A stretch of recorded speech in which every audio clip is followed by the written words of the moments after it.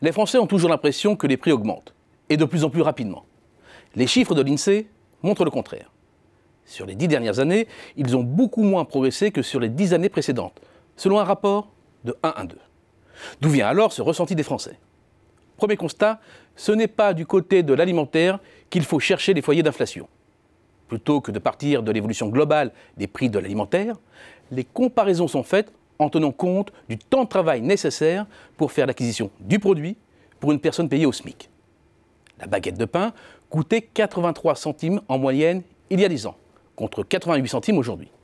Compte tenu du SMIC net horaire, passé de 6,81 € à 7,82 € sur la même période, le temps de travail nécessaire passe, lui, de 7 minutes et 19 secondes à 6 minutes et 45 secondes, soit une baisse de 7,7 %.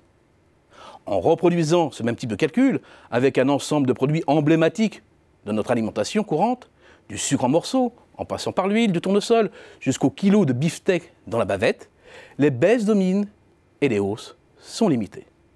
Depuis 10 ans, se nourrir coûte donc relativement moins cher. S'habiller aussi. La hausse des prix de la ligne habillement-chaussures est très faible, 4 % sur 10 ans, soit légèrement moins de 0,4 % en moyenne par an. Une hausse concentrée entre 2012 et 2013 dans le sillage de la flambée des cours du coton, de la laine et des fibres synthétiques. Regardons le post-logement maintenant. La méthodologie retenue par l'INSEE sur l'évolution du prix du logement est très discutable, car elle exclut de l'indice tous les logements achetés, qui sont considérés comme un investissement. Cela minore le poids du logement et passe à côté des flambées immobilières. Toutefois, force est de constater que de 2008 à 2018, les prix de l'immobilier sont restés relativement sages, excepté à Paris et dans quelques métropoles stars. Mesurée en nombre d'années de revenus, la pression est ainsi restée relativement stable en France au cours des 10 dernières années. Et idem du côté de l'équipement du logement, de moins en moins coûteux sur le papier. Bref, la complainte des classes moyennes paraît en première analyse déconnectée de la réalité. Mais c'est de passer à côté de l'essentiel. Car ce n'est pas du côté du monde des objets et de l'agriculture et de leur coût d'acquisition qu'il faut regarder les hausses, mais bien plus du côté de leur coût de fonctionnement et de tous les services qu'ils incorporent. Prenons la question du logement. La hausse de 15 % du SMIC ne pèse pas lourd face à l'explosion de la facture d'électricité, de la collecte des ordures ménagères, du gaz ou de l'eau. Reprenons aussi la question de l'équipement du logement. La forte baisse des prix des appareils ménagers, des ordinateurs ou des téléviseurs est plus que trompeuse. Toute innovation technologique ou amélioration d'un produit ou de puissance de calcul entraîne mécaniquement une baisse du prix dans le cas de l'électroménager, du matériel audiovisuel ou de la micro-informatique. C'est ce qu'on appelle les prix hédoniques.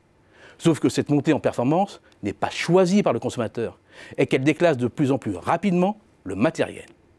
Les prix baissent peut-être à performance égale, mais l'obligation de renouvellement accéléré et la montée en gamme subie fait que le poste de dépense ne diminue pas pour les ménages, ou marginalement.